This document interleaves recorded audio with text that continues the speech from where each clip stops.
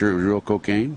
No, we tested them on several occasions. We didn't test every package, but some occasions they were delivered to our operations headquarters at Pomerola to take to an aircraft at a different location to fly out of the country. And whenever that happened, I would actually do a field test on it right there. On occasion, when I could get away with it without anyone seeing me, I'd do a field test on the aircraft. That was pretty hard to do. Chip, you're flying out of what airfield in the United States? In Honduras, we were flying out of the Contra camps into 3 airfields. One was San Lorenzo, one was Pomerola, and the other was in the northern part of the country called La Mesa. From there, the coolers were picked up by C-130s, C-141s, or civilian 123s. C-123s run by a company called Corporate Air Services out of Ilopango Air Base in San Salvador. Corporate Air Services also being CIA. CIA.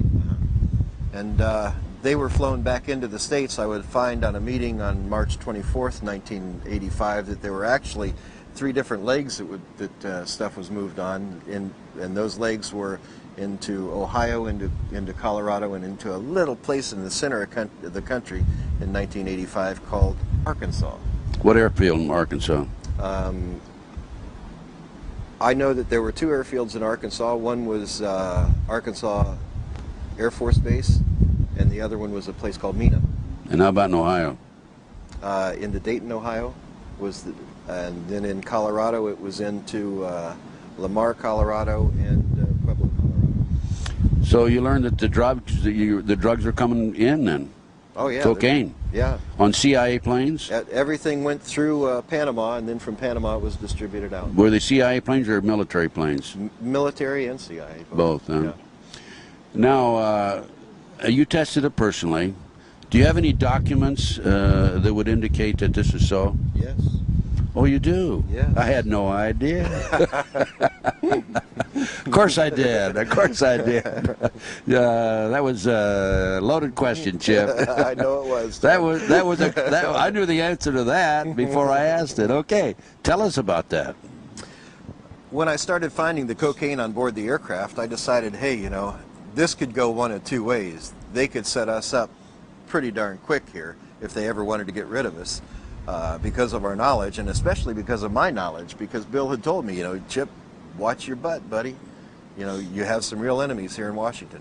So what I did is we would be required to file flight plans when we'd leave Pomerola Air Base, where we based out of in Honduras. We'd file flight plans, and when we'd come back, I'd go to base operations and write on the back of that flight plan what we found, where we took it, who was on board the aircraft, and what went on during the flight. Basically, I'd debrief right on the back of flight plans. When a trusted Honduran official, who happened to be the brother of the Honduran Army Chief of Staff, saw what I was doing, he said, "We're going to keep these, you know, in a safe place. This is our insurance, Chip." I said, "Oh, okay." And those notes are available in, right? Tatum Chronicles. In the Tatum Chronicles. I'm sorry, those notes are available in the Tatum Chronicles. I went back to Honduras in 1985 and picked up those certified copies that are in those. In the Tatum Chronicles, it talks about all the people that you've heard of today involved in Honduras, involved in the Contra cocaine issues. Not only that, it also talks about persons before it even happened, because these are certified copies that were sealed in 1985 by Honduran officials. It talks about people who needed to be neutralized and assassinated, and who later were killed. And Chip, what'd you do with these documents, besides hiding them around the world? I also published them in the Tatum Chronicles when I was charged with treason. I was told to give these documents up, or I'd be charged with treason and be put to death or spend life imprisonment. So I called the Secret Service officers that came in and told me that were tasked to tell me this by the president, and I called them in and I said, "Okay, boys, I've got the documents for you, come get them." In the meantime, we published this, sent it to the White House Library, sent it to the White House, to James Dorskin is his name, the personal assistant to the President, Clinton, sent it to Mr. Bush, sent it to others involved, and to Capitol Hill. And then I gave these guys the copy, the Secret Service agents, and they said, "You just signed your death warrant." I said, "Kill me, boys." Let's go. And I might also mention that you had some other papers and other documents you held back. Right? You know, over 25 years, I was able to compile quite an insurance policy. These documents are nothing compared to those documents. I feel comfortable in coming forward with these, and the only reason I'm coming forward with these, I had no intention of ever doing anything with these, but when they went after my wife, they went after an American citizen, and that's unacceptable in my mind. Going after other foreign intelligence officers, foreign politicians and all, you know, that's just part of the spook business. That's what we did in counter-espionage, but you don't do that against our own citizens. When you try to neutralize an American citizen, you've gone against everything I believe is right, and I'll do everything I can to expose the men involved. Now, you have other documents around the world, right? You have do. videos and printed matter. Videos, audios that have been placed on the videos, many video clips of different meetings I've attended, different orders being given, documents that have been put on the video. You know, technology is great, Ted.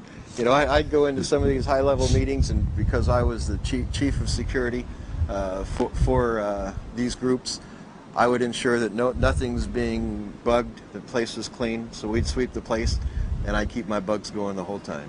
So you're the only one that had bugs I'm the going? only one that had the bugs going. Smart man, Chip Tatum. Okay, that's why you're live today, obviously. That's why I'm probably one of the safest men alive right now, I think. I would think so, because if anything happens to you, then these come forward, right? That's right. And Chip, I want to come back to this in just a minute, but I want to go back to Central South America, CIA drug running, et cetera, et cetera. Did you have any personal conversations with Ollie North after Fort Campbell? Sure. On one particular occasion, well, on many occasions, Ollie was down there. I also called him through White House Switch and told him that I found drugs on board the aircraft. I said, you know, Colonel North, what is this? You know, we have drugs on board these aircraft. What are they doing on the aircraft? He said they were, excuse me, evidence bound for world courts to prosecute the Sandinistas. How many tons of evidence did you have? 8. 8 tons? Couldn't they just take a sample? Well, it got worse than that. I would go into these Contra camps, and here would be these large fuel pods that had the tops cut off, and they had they were gelling their own stuff there. You know, they couldn't get enough bazuco, which was the paste used to make cocaine. They couldn't get enough of it from the Medellin cartel that they had ties with coming up from Peru, so they started bringing bales of their own leaves and bales of the little green pods. You know, I couldn't figure out what these little green pods were. Who's they? The man who was in charge of bringing everything up was a man named Ramon Navarro. He was dressed as a lieutenant colonel in some military. I didn't figure out what uniform he was wearing. Could have been a cabbie uniform, I don't know. But Ramon Navarro, and he would later be killed in 1991, just before he was scheduled to testify in the Noriega case. And what about Ollie North? Besides your telephone conversation Ollie with North him? was in country on several occasions, and on April 12th, even the Vice President Bush was in country. That April was 12th, what year? 1985. And were North and Bush together? Not together in the same encampment at that time, no. North was there, but... So in talking to Ollie North personally, other than the telephone conversation, what was said in regard to drugs being brought in by the CIA and on the Army? In one cocaine kitchen, as he was talking to Amir Amnir and another intelligence officer, he told them that one more year of this, and we can all retire. Now, you heard that conversation? I taped that conversation. Oh, very good. You taped that conversation. Yes, I did.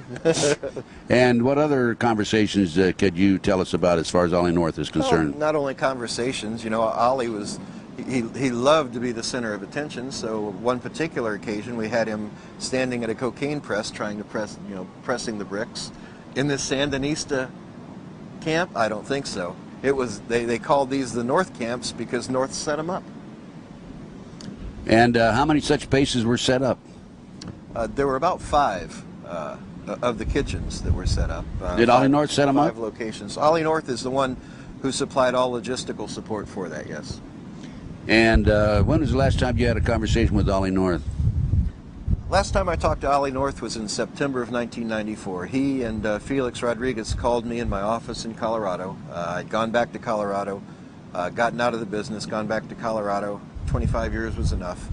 and he called me and told me to give up the documents or else. The documents that you had in hiding. Those flight plans and so forth. Yeah, but had you already printed? No. You hadn't given them printed yet. Okay. No. I wasn't going to say anything. I was sitting in Colorado as just a little businessman, running a mortgage company, not bothering anyone, just wanting to raise my family. What did you tell him? I told him, "Are you crazy? If I give you these, for one thing, they're headed for the shredder, and for another thing, I know it's a terminal effort. There's no way. Let's go for or else. I'm always a fighter." What did he say to that?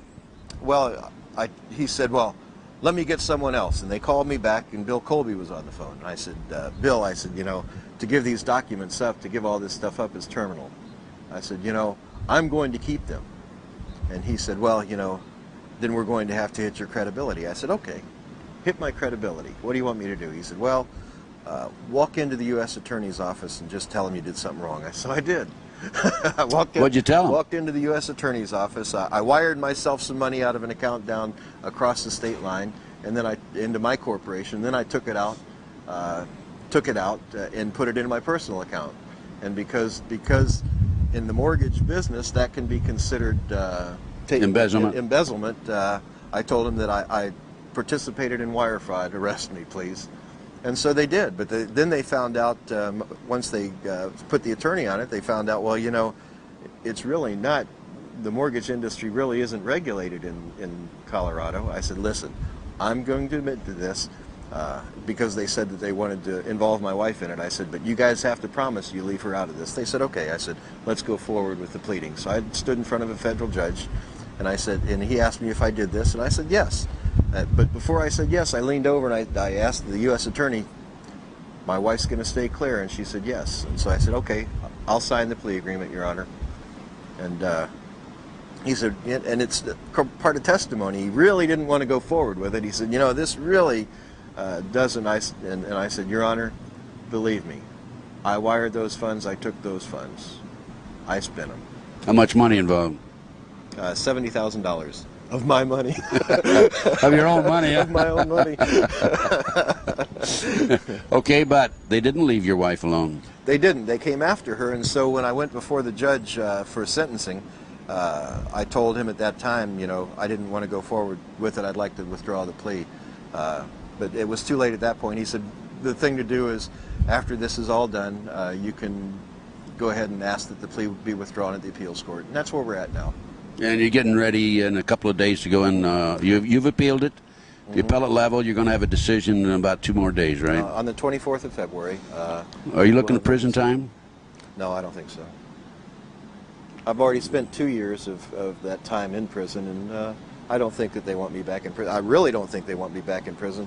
They want you to be quiet. I was due to do 47 months, and the last thing they wanted was me in prison, simply because there were death threats against me in prison, and 2 NSA officers came in to see me when I was in prison at Jessup and told me that the warden advised them that there were people that wanted to kill me from the Mexican Mafia and the Crips and the Bloods, that I had crossed them the wrong way, I'd hurt some of their men. Actually, I didn't. I wasn't offensive toward them. They have their little scams that go on, and I wouldn't participate. So their enforcers, one of their enforcers, I broke his leg, and they didn't like that. So they had a hit out on me, a contract in prison to take me out. And the NSA came in and said, "You can't allow this to happen. If you're killed, those tapes will come forward." And I said, "That's right." And they said, "Well, you got to give us the tapes." I said, "Kids, are you crazy?" And it's unbelievable. They send such young kids in. At least they could send somebody mature, that I would have a little respect for. But they send them young and dumb. That's the way they do it. Well, there's 2 factions in the CIA, I understand now. The graybeards and what do they call the other faction? The snot-nosed Bush kids? Yeah, that's it. Snot-nosed Clinton. Snot-nosed Clinton now, huh? Snot-nosed Clinton. Okay, Chip. So didn't they charge you with treason at one point? Well, yeah. When I was held in prison before the trial that I went through, they told me that if I didn't give the documents up, I'd be charged with treason. And I said, "Okay, let's dance." And that's when I actually published this, gave them their copies, and went forward and right in the Tatum Chronicles. I mean, the Tampa Tribune caught on to it pretty quick, and did a big article. county inmate faces mysterious charge of treason. Well, you know, they knew they weren't going to be able